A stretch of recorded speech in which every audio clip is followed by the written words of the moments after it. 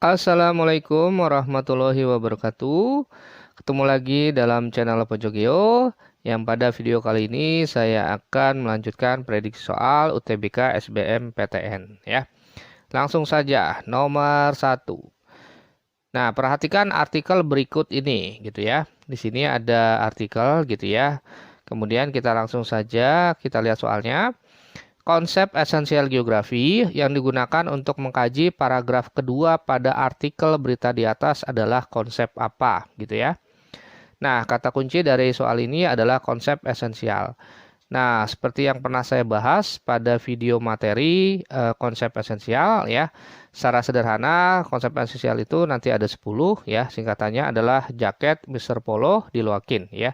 J-nya adalah jarak, ketnya keterkaitan keruangan, misternya morfologi, po-nya pola, ya, lo-nya lokasi, D-nya diferensiasi area, lo-nya lagi aglomerasi, A-nya aksesibilitas, I-nya interaksi, N-nya nilai kegunaan ya. Nah, nanti lengkapnya bisa dilihat di materi konsep esensial geografi ya. Nah, kemudian ya di sini kata kunci yang kedua adalah paragraf kedua ya. Nah, kalau kita lihat di sini, nah gitu ya, ibu kota negara ya, ini paragraf 1 ya yang atas ya. Di sini paragraf kedua berarti yang ini ya. Ibu kota negara Nusantara berada di Kabupaten Penajam Pasar Utara atau PPU Kalimantan Timur ya, yaitu A ya bagian utara pada dan seterusnya B, C, D gitu ya. Nah, ini kalau kita lihat ya di sini ada bujur timur, ya ada lintang selatan ya gitu ya. Nah, berarti ini sebenarnya bicara tentang sebuah konsep yang disebut sebagai konsep lokasi ya. Nah, lokasi yang dimaksud adalah lokasi absolut ya. Nah, konsep lokasi sendiri itu merupakan konsep yang menyatakan posisi ya atau letak suatu titik ya di suatu ruang, dalam hal ini adalah permukaan bumi, di mana eh, pengkajian atau pernyataan terhadap lokasi tersebut ya itu bisa dibagi dua ya atau dapat dinyatakan dengan dua konsep ya. Yang pertama adalah konsep lokasi absolut ya atau sering disebut sebagai konsep lokasi astronomis ya. Nah, di mana konsep lokasi absolut ini merupakan konsep lokasi yang menunjukkan letak yang tetap ya. Kata kuncinya adalah letak yang tetap ya terhadap sistem grid, kisi atau koordinat ya. Dalam hal ini adalah sistem koordinat lintang dan bujur ya. Nah, tadi sesuai dengan eh, pernyataan pada paragraf kedua ya mengenai posisi atau lokasi ibu kota negara Nusantara, yaitu berada pada ya dan seterusnya, ada bujur timur, ada lintang selatan ya, maka ini disebut sebagai konsep lokasi absolut gitu ya. Kemudian lokasi relatif ya, di mana lokasi relatif sendiri merupakan konsep lokasi yang menunjukkan letak atau kedudukan suatu tempat atau wilayah dalam hubungannya dengan keadaan atau kondisi lingkungan sekitar ya. Nah, ini poinnya ya, dalam hubungannya ya dengan keadaan atau kondisi lingkungan di sekitarnya ya yang memberikan arti penting ya. Nah, contoh misalnya lokasi relatif yaitu misalnya letak geografis dari Indonesia ya. Nah, secara geografis Indonesia itu terletak di antara dua benua dan dua samudra ya, di mana akibat dari keberadaannya ya di antara dua benua dengan dua samudra, maka dia memberikan arti penting ya. Misalnya berupa apa? Berupa merupakan posisi atau jalur pelayaran ya. Lalu lintas perdagangan dunia gitu. Ya, itu adalah contoh dari lokasi relatif ya. Walaupun nanti dalam banyak kasus ya yang namanya lokasi relatif tidak hanya letak geografis saja ya. Nah, misalnya letak geomorfologis, letak geologis ya itu juga merupakan bagian dari lokasi relatif ya, karena posisi geomorfologis dan geologis suatu wilayah itu juga memberikan arti penting terhadap wilayah tersebut. Ya, entah sebagai rawan gempa misalnya akibat adanya tumbukan lempeng ataupun bisa penghasil sumber daya alam ya, bahan tambang ya dan seterusnya gitu. Oke, jadi sudah jelas nomor 1 ini jawabannya yang D. Kemudian nomor 2 ya. Bentuk kearifan lokal masyarakat yang terletak di lereng Gunung Rinjani, Desa Sembalun, Pulau Lombok ya, yang mengajarkan kita agar senantiasa mengingat Tuhan, menjaga alam semesta dan saling mencintai antar umat manusia disebut apa gitu ya. Nah, ini sebenarnya kita bicara bab atau materi tentang kearifan lokal gitu ya. Nah, kearifan lokal sendiri atau local wisdom itu merupakan cara dan praktik ya yang dikembangkan oleh sekelompok masyarakat yang berasal dari pemahaman mendalam mereka akan lingkungan setempat ya yang terbentuk dari tinggal di tempat tersebut secara turun menurun. Nah, beberapa contoh kearifan lokal misalnya adalah semong. Nah, semong merupakan seni bertutur kata atau bercerita ya berupa puisi atau lagu pada masyarakat di Pulau Simelu atau Aceh ya. Bagian dari Aceh ya maksudnya ya. Nah, gitu. Mengenai fenomena tsunami dan upaya mitigasi ya. Jadi secara sederhana, semong ini merupakan seni bertutur kata ya untuk mitigasi bencana tsunami gitu ya. Misalnya seperti ini. Nah, cuma saya nggak akan bahas lebih jauh ya karena ini bicara tentang bahasa Aceh ya gitu. Saya sendiri tidak mendalami ini lebih lanjut gitu ya. Misalnya di sini ada puisi akhir tahun 2000 ampe ya. Ini mohon dimaafkan kalau misalnya salah bacanya ya, salah pronunciation-nya ya karena saya bukan orang Aceh ini ya. Nah, di situ ada terjemahannya ya. Akhir tahun 2004 ya, Akduon Mesa Singa Mangila, tidak ada yang mengetahui pekeranta rusuh masare ya, pikiran kita kalau semua Aceh Pulauan ditimpa musibah ya, Aceh emas ditimpa musibah ya dan seterusnya ya. Nah, ini lanjutan dari puisinya ya. Nah, Sumeneng Banu Tando Nelinon senyap alam tandanya gempa ya. Nah, kemudian ada huru hara orang dalam desa takut akan datang tsunami ya, tidak tentu arah berlarian ya dan seterusnya. Ya, huru hara orang dalam desa takut orang tsunami besar ya sudah tentu tempat berlari Gunung Sibau di Takabasi ya. Nah, kemudian awik-awik ya, awik-awik merupakan bentuk kearifan lokal masyarakat yang terletak di lereng Gunung Rinjani ya, Desa Sembalun, Pulau Lombok yang mengajarkan kita agar senantiasa mengingat Tuhan, menjaga alam semesta dan saling mencintai antar umat manusia ya. Ini sudah jelas ya di soalnya ya. Ini nanti jawabannya awik-awik nih karena kearifan lokal di lereng Gunung Rinjani ya. Oke, kemudian ada Pasang Rikajang yang merupakan pedoman hidup masyarakat Amatoa yang terdiri dari kumpulan amanat leluhur ya, nilai-nilai yang terkandung dalam pasang dianggap sakral oleh masyarakat Amatoa yang bila tidak diimplementasikan dalam kehidupan sehari-hari akan berdampak buruk bagi kehidupan kolektif orang Amatoa gitu. Nah, kemudian ada Te Aro Newa Klako, ya alam adalah aku, ya di mana kearifan lokal ini terdapat di Papua yaitu pada suku Amungme, ya yang mengatur pemanfaatan sumber daya alam secara hati-hati, ya. Sebenarnya Te Aro Newa Klako itu mirip-mirip dengan awik-awik, pasang rikajang gitu ya.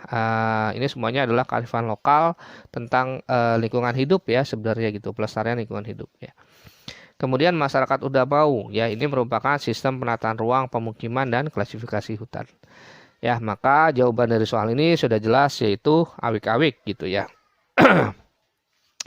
Nah, kemudian nomor 3 ya. Di sini ada soal unsur interpretasi citra yang tepat yang digunakan untuk membedakan tanaman kelapa sawit dengan nipah, nau dan sagu adalah apa gitu ya. Nah, di sini kata kuncinya adalah interpretasi citra ya. Bab interpretasi sudah saya bahas di materi persiapan UTBK ya, nanti bisa dicek ya videonya. Interpretasi citra sendiri merupakan kegiatan untuk mengkaji foto udara ya atau citra foto dan garis miring atau citra satelit ya atau citra non foto dengan maksud mengidentifikasi atau mengenali objek dan menilai arti penting objek tersebut gitu ya. Nah, adapun dalam menafsirkan atau menginterpretasi citra ya, itu dibutuhkan asas konvergensi bukti ya, di mana asas konvergensi bukti ini merupakan sebuah pengenalan suatu objek dengan menggunakan lebih dari satu unsur interpretasi citra. Nah, kenapa harus menggunakan lebih dari satu unsur interpretasi citra? Agar penafsiran atau pengenalan terhadap objek tersebut itu bisa tepat gitu ya. Nah, misalnya seperti ini ya. Misalnya kita mempunyai tanaman atau vegetasi ya dengan bentuk tajuk berbintang misalnya. Nah, beberapa palma ya tanaman-tanaman palma yang berjenis palmae gitu ya. Itu memiliki tajuk berbintang ya. Misalnya ada kelapa sawit, kemudian ada nipah, ya, kemudian ada nau, ya, kemudian ada sagu gitu. Ya, ini adalah jenis tanaman yang memiliki tajuk berbintang. Maksudnya adalah ketika kita melihat ya tanaman-tanaman ini, kelapa sawit, ya, nipah, nau, sagu ya, kalau dari atas itu bentuknya seperti apa namanya, tajuk berbintang ya. Jadi kalau dari samping itu kan dia seperti ini ya, misalnya ya, ini misalnya kelapa gitu ya. Nah, gitu ya. Ini misalnya seperti ini. Nah, ini kalau dilihat dari atas ya, ya, tajuknya ini misalnya ya. Nah, gitu ya. Nah, gitu ya. Nah, dari atas gitu. Nah, itu kan. Nah, ya. Gitu ya, seperti berbintang gitu ya, walaupun nggak 5 sudutnya gitu ya maksudnya. Nah, ini yang dimaksud sebagai tajuk berbintang. Nah, kemudian untuk membedakan keempat tanaman ini, ya kelapa sawit ya dengan nipah nau sagu, yaitu menggunakan unsur yang disebut sebagai pola gitu ya. Sorry, ini saya hapus dulu ya yang ininya. Nah, ini saya hapus dulu ya. Oke, unsur pola ya. Nah, unsur pola. Nah, kenapa pola? Kalau kita lihat di sini ya. Kelapa sawit itu memiliki pola teratur. Nah, kenapa teratur ya? Yang namanya pola itu kan susunan keteraturan suatu fenomena dalam ruang, gitu ya. Jadi ada susunan yang sifatnya teratur ya dari sebuah fenomena atau objek misalnya ya. Dalam kasus ini adalah misalnya kelapa sawit. Nah, kenapa kelapa sawit itu memiliki objek yang teratur? Karena kelapa sawit itu kan dia merupakan tanaman perkebunan. Nah, yang namanya tanaman perkebunan itu biasanya ditanam ya dengan secara teratur karena memang dia sengaja untuk dibuat ya. Dia bukan tanaman alami gitu ya. Gitu, walaupun ada beberapa kelapa sawit kan alami. Cuma dalam kasus ini kelapa sawit adalah sebagian besar itu merupakan tanaman perkebunan ya.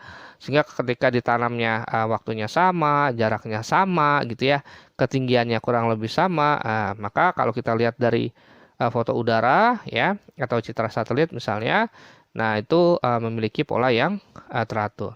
Sedangkan untuk nipah, nau dan sagu itu dia memiliki pola tidak teratur ya. Kenapa tidak teratur?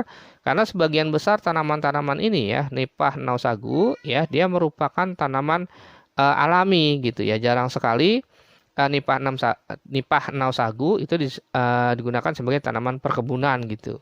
Ya, kalau dia alami maka tumbuhnya juga tidak sama ya antara tanaman satu dengan yang lain. Ketinggian tumbuhannya juga menjadi tidak sama, jarak tanamnya juga menjadi tidak sama ya. Maka kalau kita lihat dari atas ya atau dari foto udara ya dia polanya tidak teratur gitu. Ya. Nah, jadi untuk membedakan tanaman kelapa sawit, nipah, nau, sagu itu dari polanya gitu. Ya. Oke. Kemudian kita lanjut ya. Nomor 4.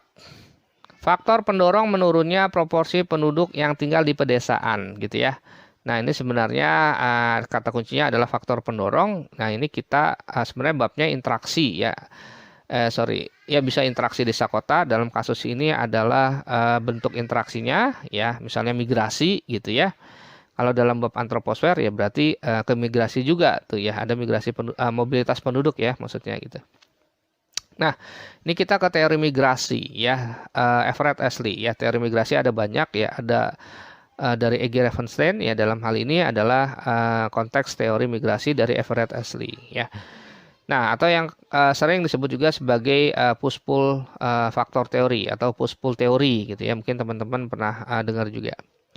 Nah, teori migrasi Everett Ashley ini menyatakan bahwa besarnya gerak penduduk antara dua wilayah itu tergantung dari faktor. Yang pertama adalah faktor-faktor yang berhubungan dengan daerah asal ya, atau factors associated with the place of origin ya. Di mana faktor-faktor ini ya pasti berhubungan dengan daerah asalnya ya. Baik itu nanti faktor yang bersifat positif ya. Nah, ataupun ada faktor yang bersifat negatif ya gitu. Ya, jadi kalau faktor positif berarti segala faktor ya berupa faktor-faktor plus atau yang faktor kebaikan ya. Kasarnya gitu ya, faktor kebaikan atau positif ya yang mengakibatkan orang itu tetap bertahan ya di daerah asalnya ya, karena sifatnya kan positif ya, berarti yang baik ya, tetap bertahan. Tetapi kalau faktor negatif adalah segala faktor kekurangan ya. Kalau tadi anggap aja kelebihan, kalau ini kekurangan ya. Faktor kekurangan yang berada pada daerah asal yang menyebabkan orang itu untuk pergi ya, dari daerah asalnya. Makanya faktor negatif ini ya yang berasal dari daerah asal ya, yang berupa yang negatif ini ya, ini merupakan sebagai faktor pendorong atau istilahnya adalah push faktornya gitu. Ya, jadi faktor-faktor yang bersifat negatif yang berasal dari daerah asal ya, yang mendorong orang itu untuk berpindah daerah asalnya gitu ya. Nah, jadi istilahnya gini ya. Ini ada sebuah wilayah A, ini wilayah B gitu ya. Nah, A itu daerah asal ya. Ini daerah asal, ini daerah tujuan. Nah, gitu ya. Nah, nanti ada pergerakannya ya atau migrasinya ya. Nah, setiap daerah asal atau tujuan dia punya faktor-faktor positif dan faktor-faktor negatif. Ya, ini juga sama ya, ada faktor-faktor positif, ada faktor-faktor negatif. Nah, faktor yang negatif ini yang berasal dari daerah asal yang menyebabkan orang itu untuk pindah ya ke daerah tujuannya, itu namanya push faktor gitu ya. Yang negatif ini push faktor ya. Push faktor. Nah, kemudian yang kedua, ada faktor-faktor yang berhubungan dengan daerah tujuan ya, factors associated with the place of destination gitu ya, yang berhubungan dengan daerah tujuan ya. Nah, berarti yang ini ya, ada positif, ada negatif juga, ini sama ya, ada positif, ada negatif juga. Nah, faktor-faktor yang positif yang orang itu tertarik untuk pindah ke daerah tujuan, nah ini disebut sebagai pull faktor. Nah, pull faktor. Nah, yang disebut pull faktor yang ini ya, penarik. Nah, ini yang positif nih ya, berarti dia pull faktornya. Gitu. Oke. Nah, kemudian ada rintangan yang menghambat atau intervening obstacle. Nah, setiap sebuah gerak ya penduduk dalam hal ini ya dari daerah asal ke tujuan menurut Everett Ashley, maka dia akan ada faktor-faktor yang mengganggunya. Nah, ya di antara daerah ini. Nah, ini yang disebut sebagai faktor intervening obstacle, ya hambatan-hambatan di antara dua wilayah gitu. Ya, entah itu hambatan jarak, entah itu hambatan relief atau topografi, ya. Ketika dia bergerak dari daerah asal ke tujuan, ya, faktor-faktor kemudahan, faktor-faktor kesulitan, ya. Transportasi ya, ketersediaan transportasi misalnya gitu ya, atau infrastrukturnya kan gitu ya, itu namanya intervening obstacle. Kemudian yang D, faktor pribadi ya, atau personal factor ya, faktor yang berada dalam diri atau pribadi dari orang yang bermigrasi gitu ya maksudnya.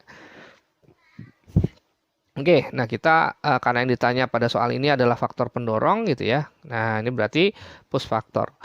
Nah, push faktor dari contohnya ya, contoh push faktor dari yang mengakibatkan menurunnya proporsi penduduk yang tinggal di pedesaan ya, artinya dia terdorong ya untuk pindah ke daerah tujuan ya. Nah, itu faktor pendorong ya.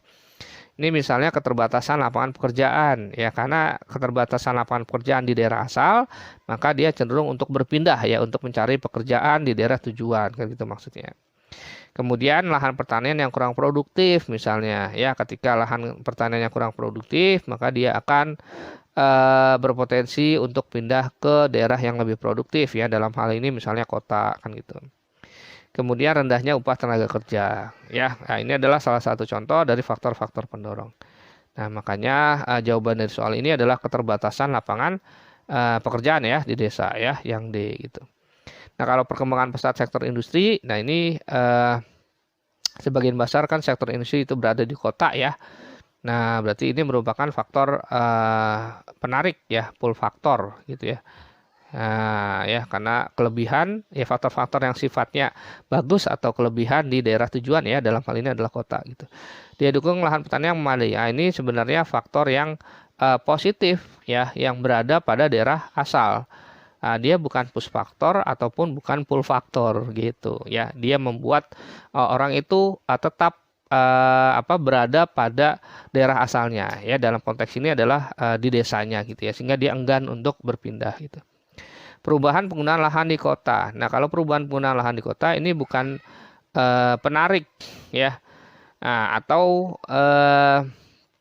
bukan juga pendorong ya, karena tidak ada hubungannya dengan migrasi, teori migrasi ini ya, keinginan orang itu untuk berpindah gitu ya. Atau bahkan bisa juga ya ini kan masih dua ya, perubahan penggunaan lahan ini bisa dia sifatnya positif ya, ataukah dia negatif ya, perubahan penggunaan lahannya kan gitu. Kalau dia perubahan penggunaannya positif bagi orang yang bermigrasi ya, maka dia bisa menjadi pull faktor ya.